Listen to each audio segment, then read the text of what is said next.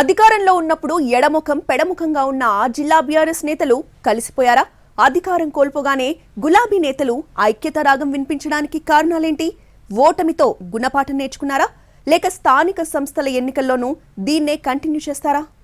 మొన్నటి వరకు మహబూబాబాద్ జిల్లా గులాబీ పార్టీ నేతలు వర్గాలుగా విడిపోయి కొట్టుకున్నారు.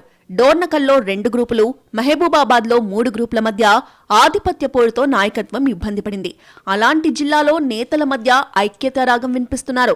బీఆర్ఎస్ అధిష్టానం ఏ కార్యక్రమం చేపట్టినా కలిసికట్టుగా పనిచేస్తున్నారట. మహబూబాబాద్ జిల్లా నేతల మధ్య ఐక్యత చూసిన పార్టీ శ్రేణులు ఓడిపోతే తప్ప కలవరని చర్చించుకుంటున్నారు. బీఆర్ఎస్ అధికారంలో ఉన్నంతకాలం డోర్నకల్లో 2, మానుకోటలో 3 గ్రూపులుగా విడిపోయారు.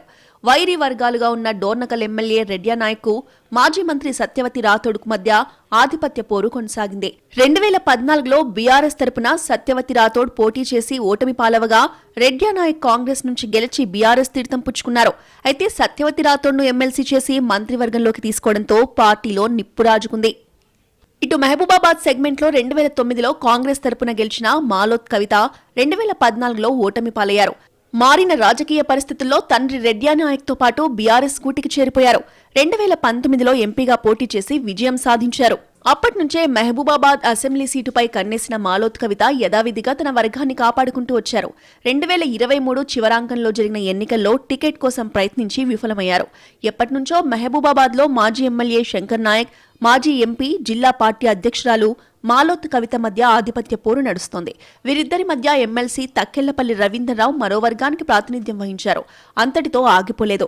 సమయం దొరికినప్పుడల్లా శంకర్ నాయక్ మాజీ ఎంపీ కవితకు వ్యతిరేకంగా రాజకీయం చేశారు. 2023 ఎన్నికల్లో మహబూబాబాద్ నుంచి పోటీ చేసిన శంకర్ నాయక్ కాంగ్రెస్ హవాలో కొట్టుకుపోయారు. అసెంబ్లీ ఎన్నికల్లో ఓటమి తర్వాత నేతల మధ్య ఆధిపత్య పోరు తగ్గలేదు. అసెంబ్లీ ఎన్నికల్లో తమకు సహకరించకపోవడంతో ఎంపీ ఎన్నికల్లో మాలోత్ కవితకి మరో వర్గం నేతలు సపోర్ట్ చేయలేదు. ఆధిపత్య పోరులో నేతలందరూ ఓటమి పాలడంతో అంతర్మదనం మొదలైంది.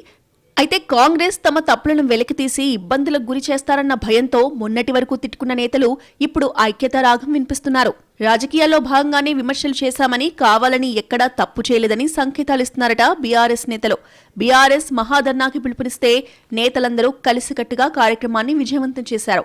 ఈ పరిణామాలన్నింటినీ గమనిస్తున్న బీఆర్ఎస్ శ్రేణులు నేతల మధ్య వచ్చిన ఐక్యతను చూసి ముక్కున వేలేసుకుంటున్నారట. ఎన్నికల్లో ఓటమి పాలైతే తప్ప గుణపాఠం నేర్చుకోలేరేమో అనే గుసగుసలు వినిపిస్తున్నాయి. మహబూబాబాద్ జిల్లాలో ఒకే సామాజిక వర్గం నేతలంతా కలిసిపోవడంతో మూడో వర్గం కొత్త అనుమానాలు వ్యక్తం చేస్తోందట.